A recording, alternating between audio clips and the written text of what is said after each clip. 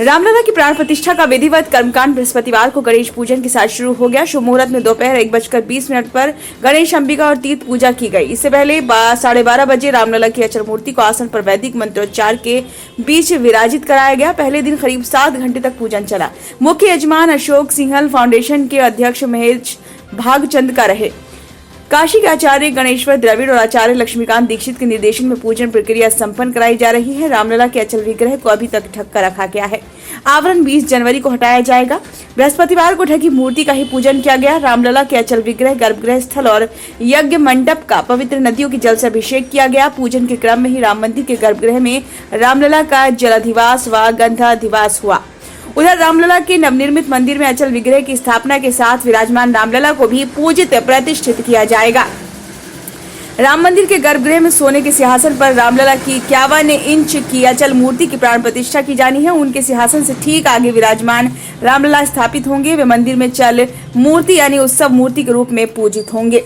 विराजमान रामलला की उपेक्षा के उठ रहे सवाल पर श्री राम जन्मभूमि तीर्थ क्षेत्र ट्रस्ट के महासचिव चंपत राय ने साफ कहा है कि विराजमान रामलला मुकदमा जीते हैं, उन्हें कैसे हटाया जा सकता है। नवनिर्मित गर्भगृह में वे भी प्रतिष्ठित किए जाएंगे। अचल विग्रह के ठीक आगे सिंहासन पर उन्हें भाइयों समेत विराजमान किया जाएगा। रोजाना उनकी पूजा आरती होगी।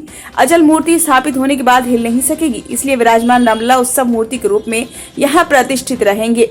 पर्व व त्योहारों पर इसी उत्सव मूर्ति के साथ शोभा यात्रा भी निकाली जाएगी। चंपत राय ने बताया कि विराजमान रामलला आकार में बहुत छोटे हैं, ऐसे में भक्तों को ठीक से भगवान के दर्शन नहीं हो पाते थे। भक्तों की भावना को देखते हुए एक बड़ी मूर्ति बनाने का निर्णय लिया गया ताकि रामलला के मुखमंडल का दर्शन भक्त ठीक तरह से कर पाएं। अचल मूर्ति 51 इंच की है। इसे 4 फीट ऊंचे सिंहासन पर विराजमान किया जाएगा। इस तरह मूर्ति की कुल ऊंचाई करीब 8 फीट हो जाएगी। ऐसे में भक्त को सुलभ दर्शन प्राप्त हो सकेंगे।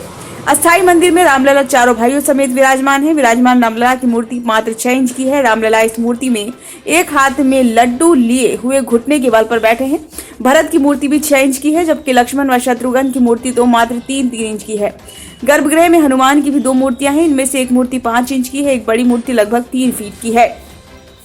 अधिवास वह प्रक्रिया है जिसमें मूर्ति को विभिन्न सामग्रियों में कुछ समय तक के लिए रखा जाता है।